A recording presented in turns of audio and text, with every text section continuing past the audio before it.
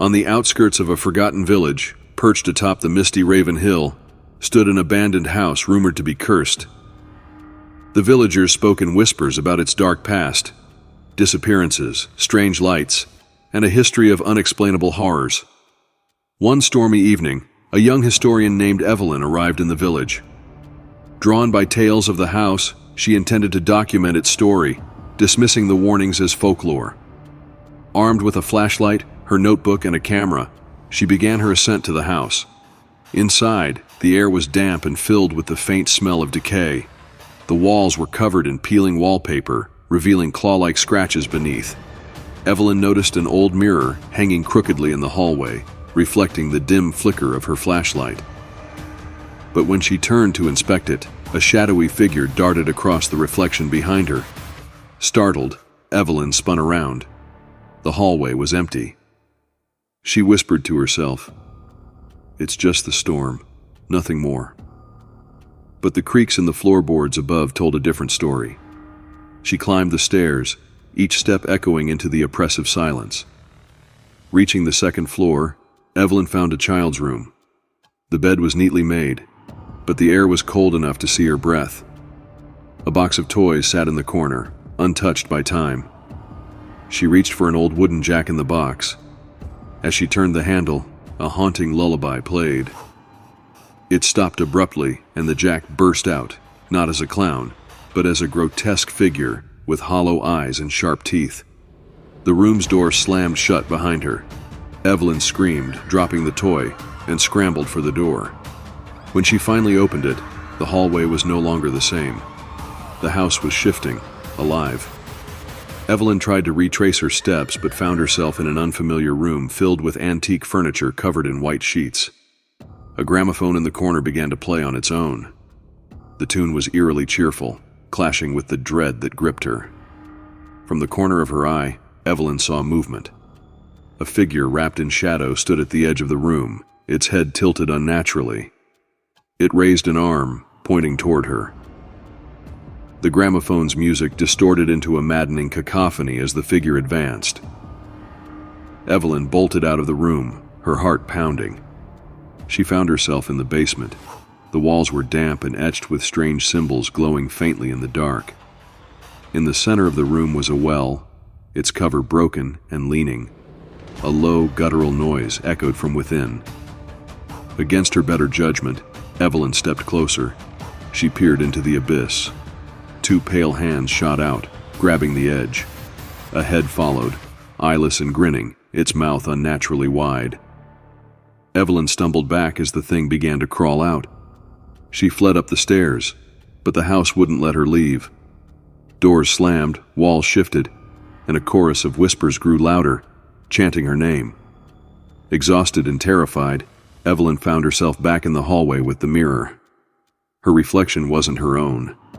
It was smiling, dark, hollow eyes staring back. The reflection mouthed words she couldn't hear. Then, it stepped out of the mirror. The shadow grabbed Evelyn, pulling her into the mirror. Her screams echoed as she vanished, leaving the house in silence once more. Days later, villagers noticed lights in the windows of the house. A new reflection adorned the mirror in the hallway. Evelyn, now one of the shadowed entities bound to the curse of Raven Hill. Evelyn awoke to darkness. She was lying on cold, damp floorboards, and the air around her was thick and oppressive. She vaguely remembered the mirror and the thing that had pulled her in. Now she was somewhere else, inside the house, but different. The walls seemed alive, pulsating faintly, and the ceiling stretched infinitely into blackness. A faint sound of scratching drew her attention. She turned her flashlight toward the noise but found only an empty hallway. The scratching grew louder, coming from inside the walls. Then, a voice, a child's whisper. "Help us." Summoning her courage, Evelyn followed the sound, her footsteps echoing unnaturally. The hallway ended abruptly in a door. Carved into the wood was a crude symbol, a triangle within a circle, surrounded by jagged lines. Her trembling hand reached for the doorknob. It was icy cold. Inside, the room was small, almost claustrophobic, with shelves lined with dusty jars filled with unidentifiable objects. In the center of the room stood an ancient writing desk. Upon it lay a journal, its cover cracked and worn. Evelyn flipped it open. The handwriting was frantic, the words barely legible. "They come from the mirror. They steal your shadow first, then they take the rest." A sudden knock echoed from the door she had just entered. Slowly, the doorknob began to turn. She grabbed the journal and ran. The house shifted around her again. Stairs appeared where none had been before.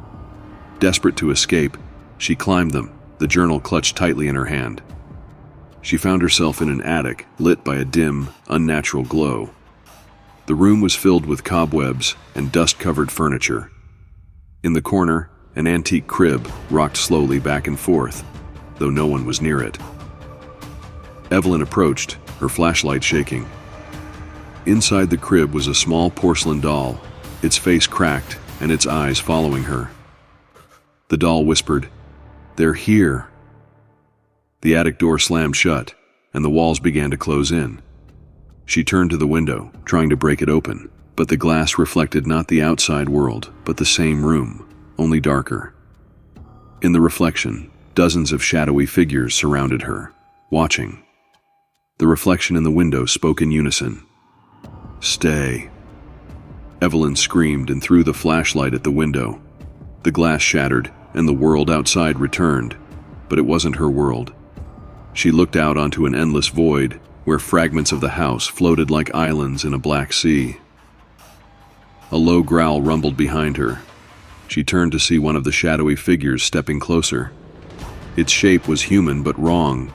Its limbs stretched unnaturally, and its face was featureless.